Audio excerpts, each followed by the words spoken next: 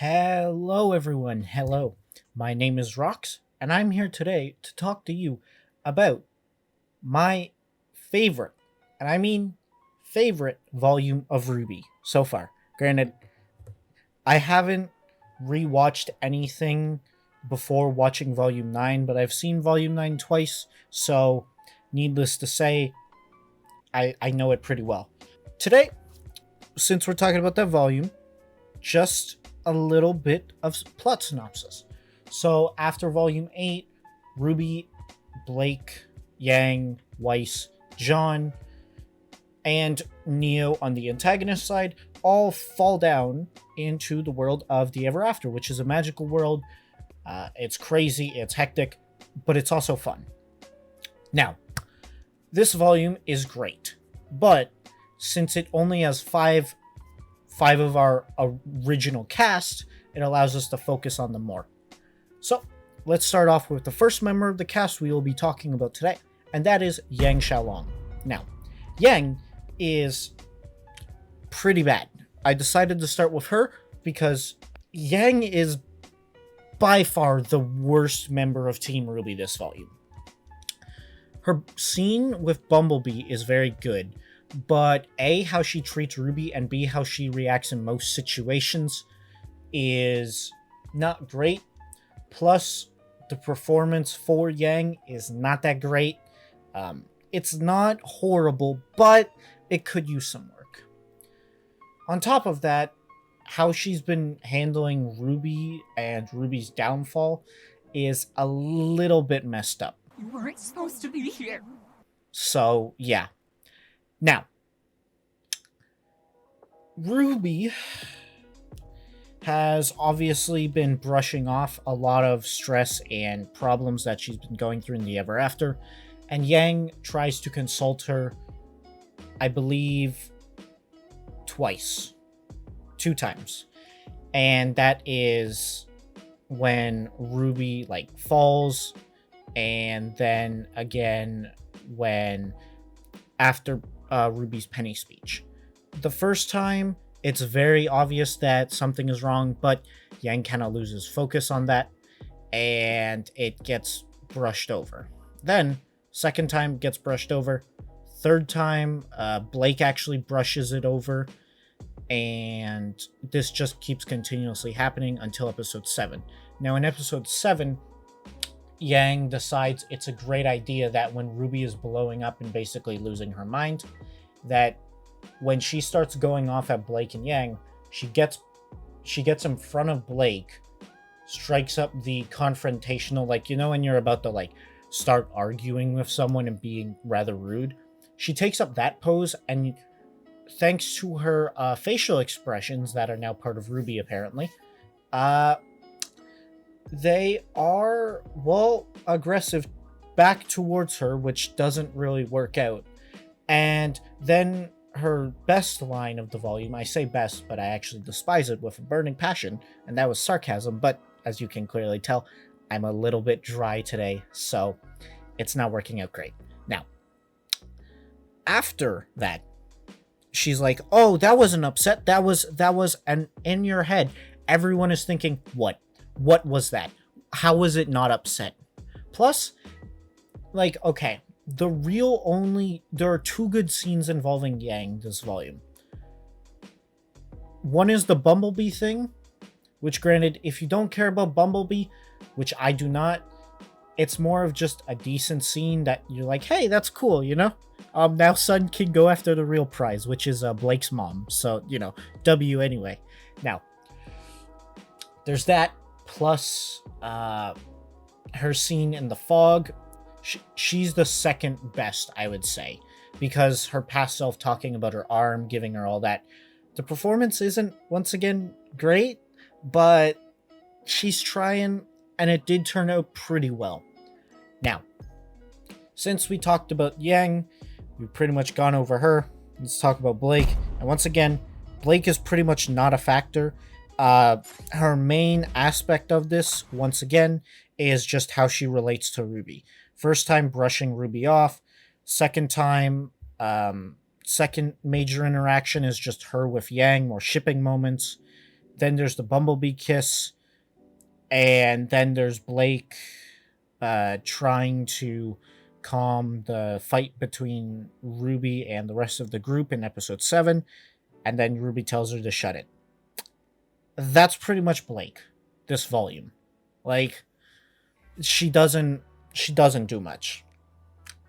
Now it's time for the one with it's weird because these three, Wheiss, Rwby, and Jaune, they all have such big character shifts, but not in the way you think. Okay, 2 of them you're thinking, but it's weird to think that Wheiss right now is the comic relief. Like, the jokes are decently spread throughout all the girls, but every joke involves Wheiss in some way. Whereas, like, normally she'll be paired up with, like, there are small interactions between Yang and Wheiss, or Wheiss and Blake, or Wheiss and Rwby, or Wheiss and Jaune, or Wheiss and the cat, or, like, Wheiss and the Red King. Like, but you notice this, right? Or Wheiss and Little. It's always her involved with the jokes, which is just odd to see because Wheiss has typically been the one with the most character development, but it's kind of like, now that she's evolved pretty much, like, she's at her mega level.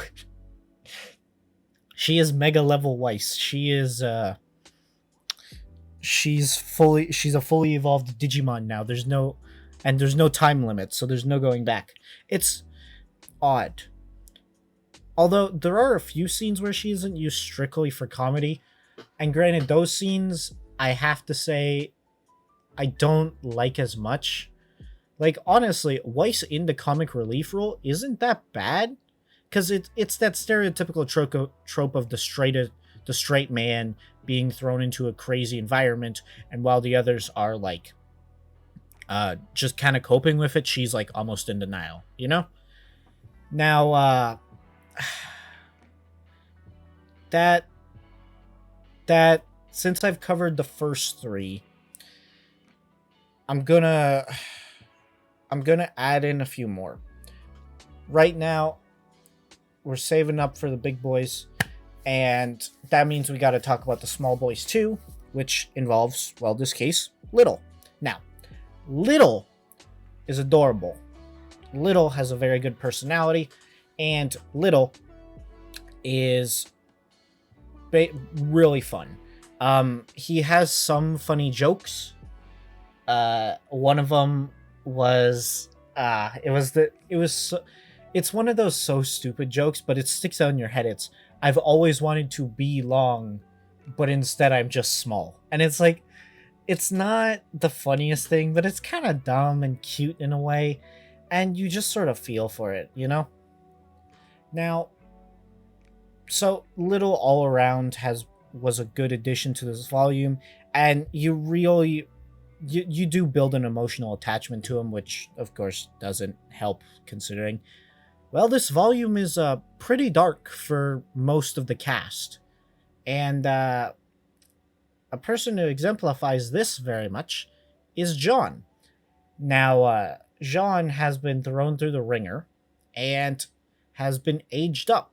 How old, we don't really know, but it's safe to say he's somewhere between, like, the ages of, like, 40 and 60. Like, he has gray hair. And it's a really smart decision, actually. I know old Jaune has been very controversial, but from my opinion, I think this benefits the entire volume. See, this is because Rwby and Jaune have always been each other's anchors. So when Rwby feels bad, Jaune cheers her up. When Jaune feels bad, Rwby cheers her up. And that really helps everyone come together, and it makes those two stronger. Especially since Rwby and Jaune probably have the closest dynamic. Like, on screen, Rwby and Jaune are probably the closest. I know, like, people like to bring up, like, oh, this ship. It's not a shipping thing. It's clearly who is Ruby's emotional support, who is the one that Rwby turns to. That's normally Jaune. It normally is. And since he's older, he was obviously absent until episode 5, the end of episode 5. So this forced Rwby to have to deal with more terrible emotions and basically not have as a stable, secure emotional recovery compared to what would have happened if Jaune was around. And them aging him up also does another thing for Jaune. It applies even more contrast. Because now we not only see the difference between Jaune and Rwby, like Rwby's at that age where if you would genuinely ask Rwby if she has her license. That's how young she looks. And meanwhile, you compare that to Jaune, who's going in for like his second mortgage because he decided to move. Like, it's very, very different. Now, is that a bad thing?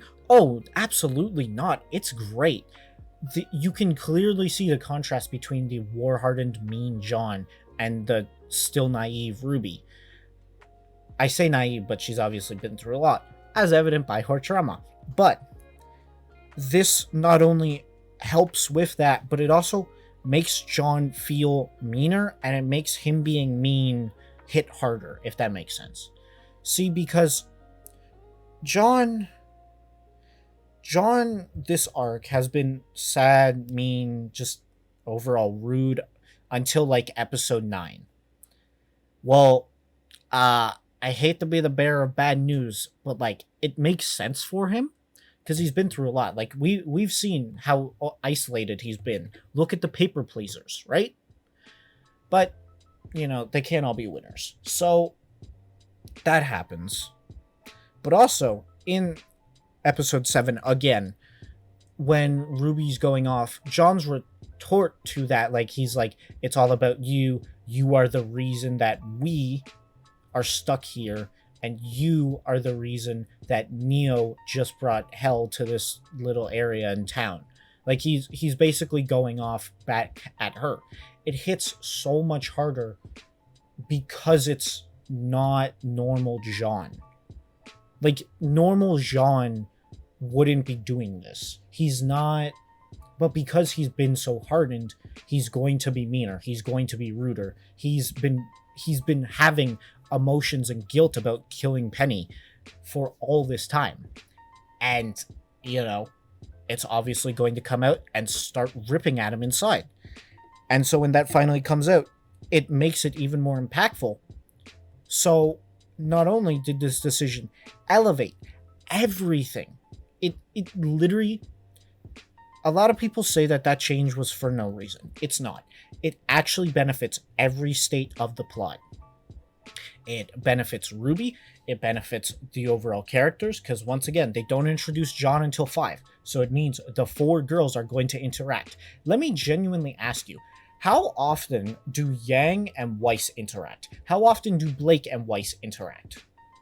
Oh, not that often? Shocker. Well, they did that in the first half. That's good. And that's because they had such a small amount of characters. So adding one more, especially since it's Jaune, because a lot of people hate this about Jaune, but he absorbs plot relevance and screen time pretty much. Why? Well, because he's one of the few characters that actually has had a lot of development. He's very developed. He's changed a lot. He's grown. He's backpedaled. He's done a lot. He has feelings about Cinder. He has feelings about Pyrrha. He loves his team. He's had trouble with his team, like in Ren in Volume 8. He's had to come with turmoil about being a leader and stuff like that, and about being a failure and stuff like. But because of all that, he would just naturally soak up screen time. So this plot element that they introduced, making Jaune old, benefited the story, it benefited the characters, and it benefited the overall flow. Because it also would have just ate up even more screen time at the beginning, and considering 3 episodes were cut from this volume, which, keep in mind, everyone is pissed about. Yeah, imagine if we had Jaune every episode taking up anywhere from like 2 to 3 minutes of screen time. Oh, this 15-minute episode, let's devote 3 minutes to Jaune. People would be pissed. So, in other words, this was smart. This was a good move. And then they gave him his young body. So, listen, I am not saying this is good or bad because I will wait and see. Volume 10, whenever it comes out, I hope it addresses that. Like, I want to see Jaune's character development in Volume 10. I want him to be different from how he was. He should not be the same guy. Alright? Everyone understand my feelings? Good. That was the longest section so far, but it's not the only one. Rwby. Oh boy. If you haven't noticed, I've been mentioning Rwby this entire volume, and that's because Rwby is, for once, the main character. And I don't mean like, oh, she's the one who receives the most screen time. No one cares about screen time. Sasuke is the main character in Naruto. The show is literally called Naruto, Naruto Shippuden, and Boruto, Naruto The Next Generations. Buddy's name is in all three. But guess what? Sasuke's a main character. Do you know why? Because of how he affects the plot. This time, Rwby is the main one who affects the plot. This time, it's not just Rwby making decisions. It's character development, character interactions, everything. Rwby has all of it. She has everything she needs to succeed as a character this volume, and that is great. When we first get introduced to Rwby, I'm not gonna lie, it's pretty rough in the first 5 minutes. That scream at the very beginning by Lindsay wasn't that great, but the rest of it, oh, that's pretty good. You see her, she has much lower energy this volume due to Penny, kicking the bucket. So she's obviously sad, emotional, all that good stuff. And that comes across in her mannerisms, that comes across in how she acts, how she behaves, what she does, and how she does it. Plus, it leads to even better events. Like, I'm sorry, that Penny speech is still awesome and pretty much is the shining example for the first 3 episodes. Then you have things like, episode 4 when she's getting bullied by her past self. Then you have episode 7 where she blows up.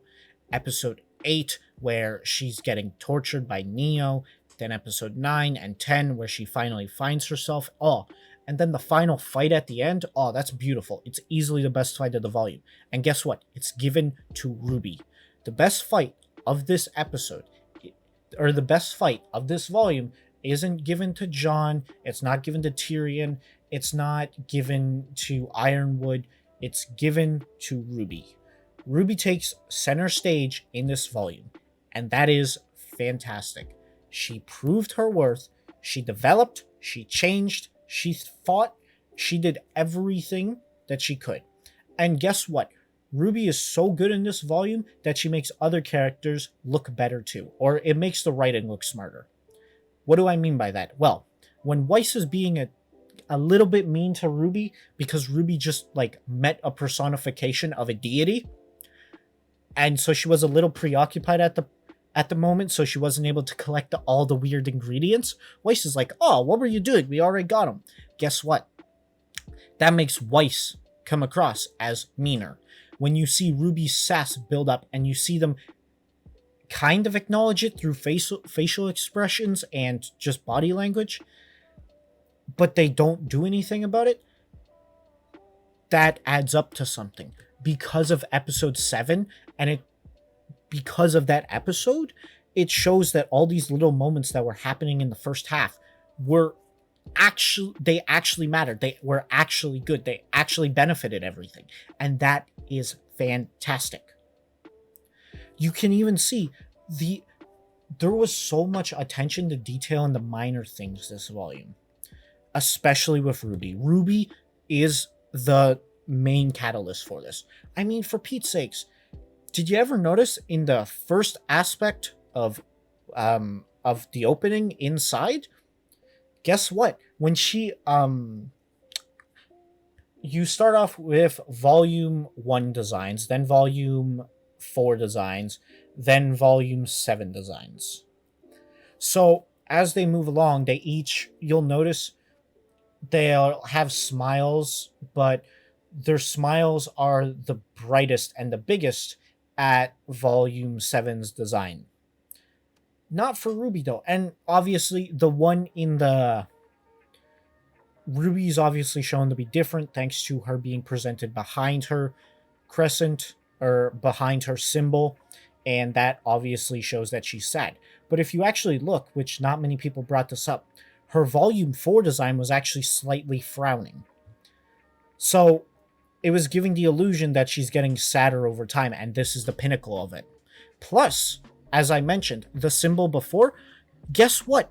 Her symbol actually means something now. This is the first time in 9 volumes that Rwby's symbol that she has on her body, that's part of the marketing for this show, has actually mean something. That's good. That's good. It's the same as I heard someone get mad that Wheiss and Blake were talking about Gamble Shroud and using her name. Gamble Shroud is Blake's weapon. Well, guess what?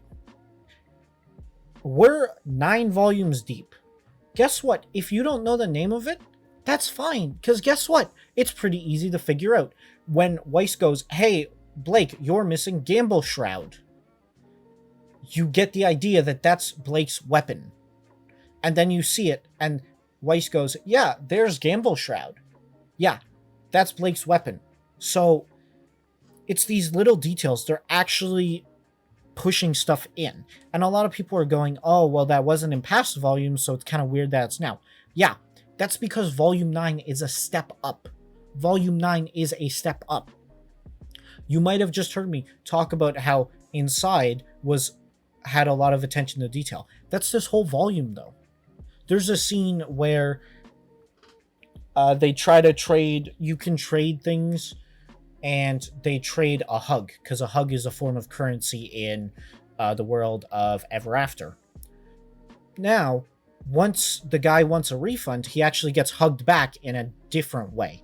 You know? Like, he gets hugged, the dealer gets hugged, but then when he wants a refund, the dealer hugs him. But they never pointed that out.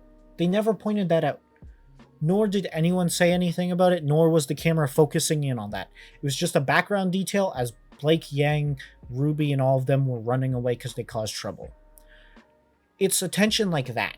There's attention in everything. You may have also noticed the soundtrack this volume goes hard. Granted, there are a decent chunk of times where there is no soundtrack, but whenever the soundtrack hits, it hits hard.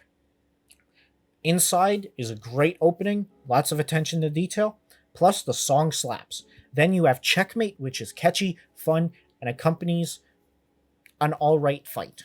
Then you have Red Light Roses Part 3, and this will be the day the slowed down, basically cinematic version that plays at the end.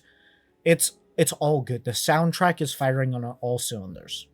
Now, you've also been hearing me bring up these songs. Typically, you also get a vocal track during the fights. So, since we're going over attention to detail and animation, we're going to talk about the fights and then break down a little bit more about the animation.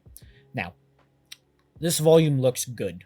Like, I'm sorry, this volume looks good. It looks bright, it's colorful. The Ever After is something else, man. Granted, the first area that they wind up on is not the best, but that the neon forest, the Red Prince's domain, the castle itself is really nice, but the town is all right. Then you get to John's village, which is very creative. Then you get to a tree. All the areas look really good. They knocked it out of the park with that. And thankfully, they actually give you good fights in these good locations to occupy you. Now, when I say good, I mean good. Not great, but good. Listen, I brought up the Rwby. The best fight in the volume goes to Rwby. To be fair, she doesn't have much competition. Like, listen, it's not bad. Like the chest fight, the lily pad mall, and the first tree confrontation. None of it is bad, but it's not crazy enough where I'm like, oh yeah, this is peak Rwby. Like back in volume 7 and 8, we had things like Ironwood versus Watts, Tyrion, Crow and Clover, like stuff like that was really good. But it's not it's not to that level. The fights are okay, but then again, almost every fight kind of serves a narrative purpose rather than just, oh, we just got into the city and a bunch of saber-tooth grim have broken in. We better stop them now. And then they just poke them and it's like an introduction, or hey, these Griffith are attacking this train. We're fighting right now. Jump on in. It's like, oh, yay. Like it every fight serves more of a narrative purpose now, but they're more creative but less great, I would say. Like some of the choreography this volume has been very well done. So it's been overall good. However, there is one aspect that also helps, and that is lighting. Listen, Rwby does have a problem normally with shadows. Not that like the shadows are bad or anything, but normally the shadows are not great. And this one, oh, there are so many scenes where you're like, hey, that's some damn good shading. Like when time is reversing for Jaune and everything's going haywire, the lighting gets fantastic. Then you have things like Rwby's visual effects, casting light, all kinds of stuff. Tons of contrast. There's better camera angles this volume, weirder camera angles too, but not in a bad way. Not in a bad way. So yeah, like it just elevates every scene. Like I know I haven't talked about this much, but episode 8 is extremely good. And one thing that helps with that is the camera movement, the camera positioning, and the lighting. The lighting also helps. It's not super dynamic, like it's not crazy dynamic lighting, but it's not flat, which definitely helps with the overall presentation of the scene. But there is another aspect of presentation that I have been overlooking, and that is the overall sound. I've already brought up before that Lindsay, or sorry, I'll go by normal names, that way everyone gets it. Rwby, Jaune, Little, and the cat all have good vocal performances. Yang, Blake, Wheiss range from okay to bad, and actually, you know what? I'm giving them too much credit. They're alright. I've heard worse. I watch dub anime. I've definitely heard worse. Be serious, you dumb girl. Now, speaking of which, the sound design too, combined with the voice acting, just enhances every scene it's in. And you get things like, for example, Birdman's death having a crazy brutal sound effect, the cat's death having a crazy brutal sound effect, Neo's glass shards still sound really good, and just everything overall. Now, I brought up the cat and Neo, so I think I'm going to talk about that next with the villain section. The cat is voiced beautifully, has some good animation, and he's not terrifying until episode 8, when the cat, I don't know how to say this right. So when the cat, when Neo and the cat do a Dragon Ball fusion dance, it's very disturbing, but that's in the best way possible, plus the voice filter, and it definitely helps. However, I do rather worry that Neo wasn't too prevalent this volume, and that is because as many of you may know, the Justice League x Rwby crossover happened, and that cut a lot of time. So they had to cut a lot of ideas, such as the Cat and Neo teaming up or on screen teaming up.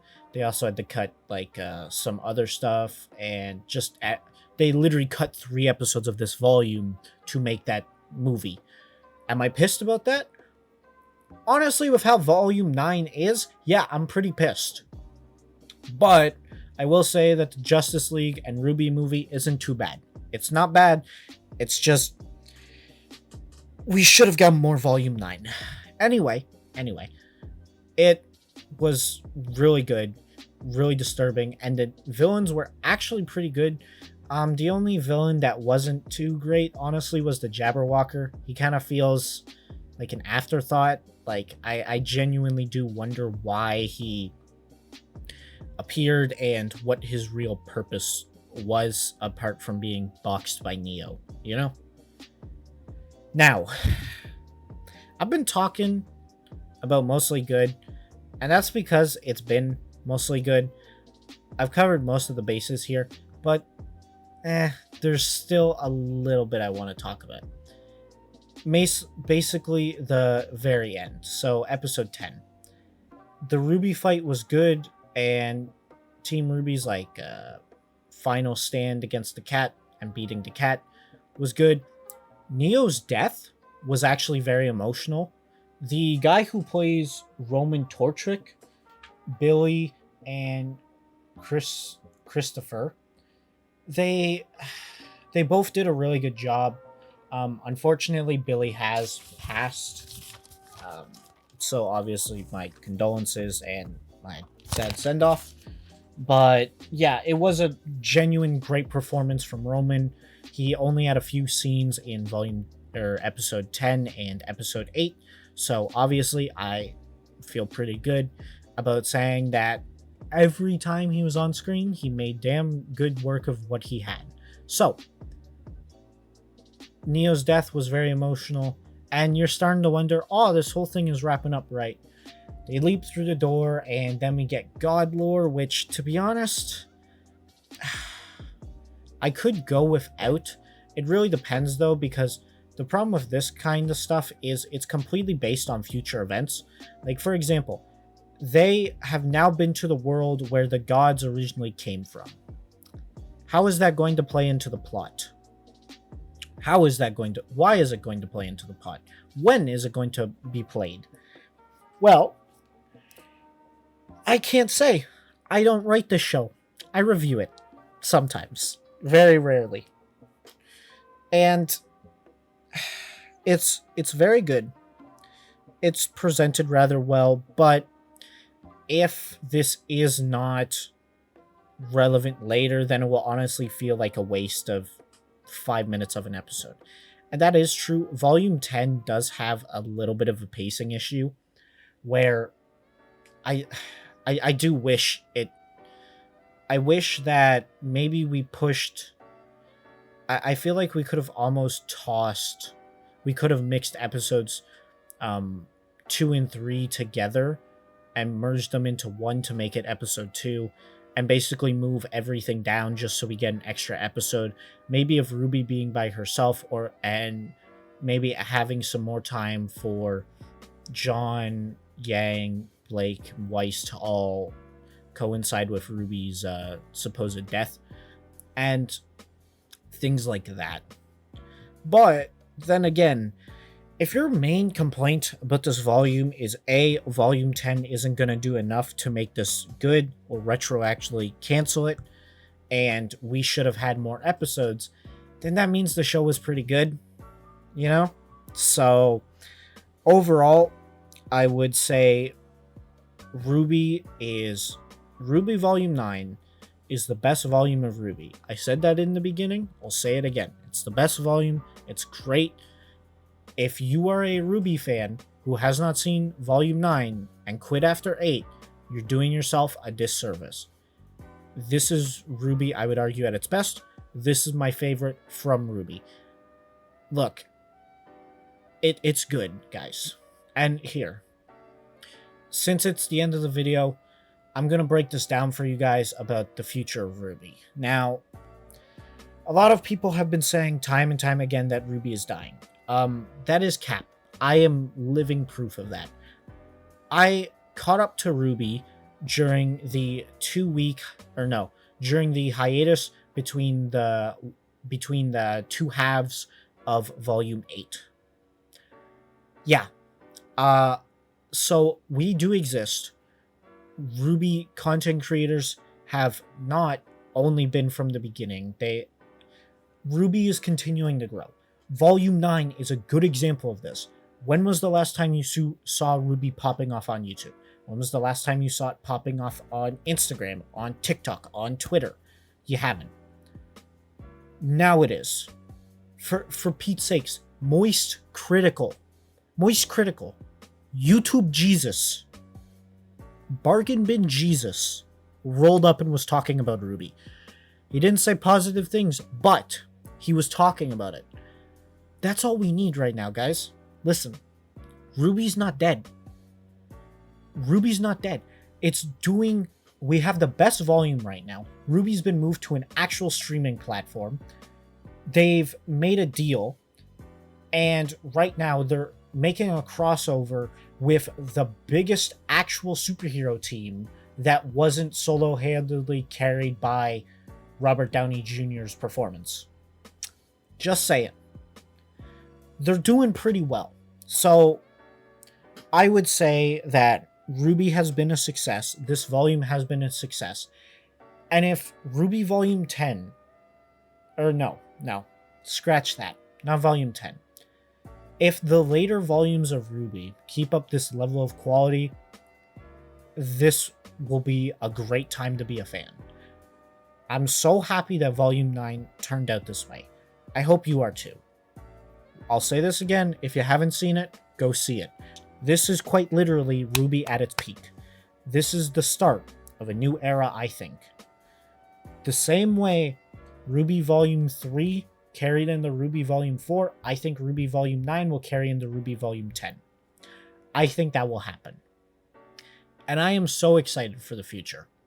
Because for this volume to be that good, for it to stand alongside most, if not all, anime, like, Rwby is genuinely competing, this volume in particular is competing with most anime I know. I am so pleased about how it turned out. I'm so happy with how it turned out.